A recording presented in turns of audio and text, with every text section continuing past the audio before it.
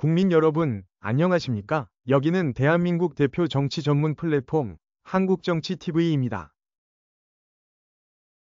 1월 19일 오전 2시 30분경 서울서주지법의 차은경 판사는 전날 구속영장 실질심사를 한 윤석열 대통령에 대해 구속영장을 발부했습니다. 그러면서 현재 고위공직자범죄수사처에 체포돼 조사를 받고 있는 윤석열 대통령의 신분도 바뀌었습니다. 지난 1월 15일 공수처에 의해 체포된 뒤 지금까지 윤석열 대통령의 신분은 체포 피의자였습니다. 구속되기 전이 체포 피의자는 일반인 신분입니다. 체포 피의자는 비록 구금이 되더라도 구치소 수감 대상이 아니기 때문에 윤석열 대통령은 서울구치소에서도 미결수나 기결수가 있는 수감자 수용동이 아니라 수용동 외부에 있는 체포 피의자 대기실에 머물러 왔습니다. 입는 옷도 수용자복이 아니라 체포 당시에 입고 있던 양복을 그대로 입고 있었습니다. 수용자 사진인 머그샷도 찍지 않았고 수용자 번호도 받지 않았습니다. 그러나 구속영장이 발부됨에 따라 윤석열 대통령의 신분은 구속피의자로 변경됐습니다. 구속피의자는 미결 수용자로서 정식으로 서울구치소 내 미결수 수용동에 입소해야 합니다. 입소할 때는 정식 구치소 입소 절차를 밟게 됩니다. 윤석열 대통령에 대한 구속영장이 이날 오전 2시 50분경에 발부되었기 때문에 윤석열 대통령의 정식 입소 절차는 이날 오전 9시 이후에 실시될 것으로 보입니다. 정식 입소 절차는 먼저 수용번호를 발부받은 뒤 키와 몸무게 등을 확인하는 정밀 신체 검사를 받습니다.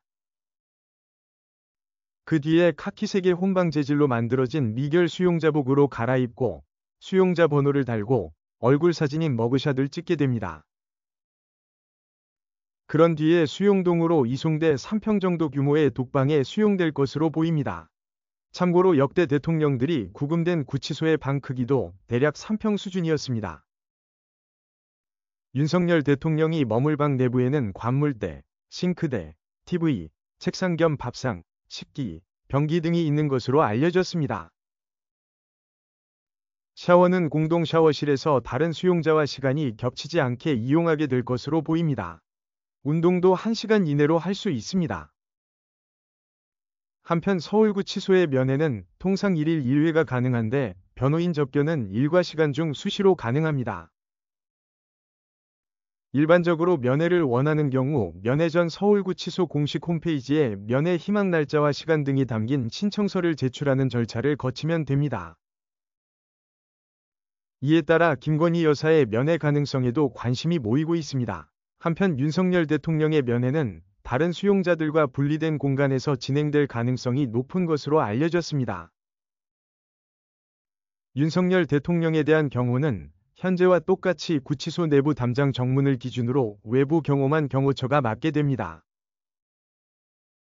조사 등을 위해서 구치소 밖으로 이동할 때는 경호처 차량이 아닌 호송 차량을 이용하게 됩니다.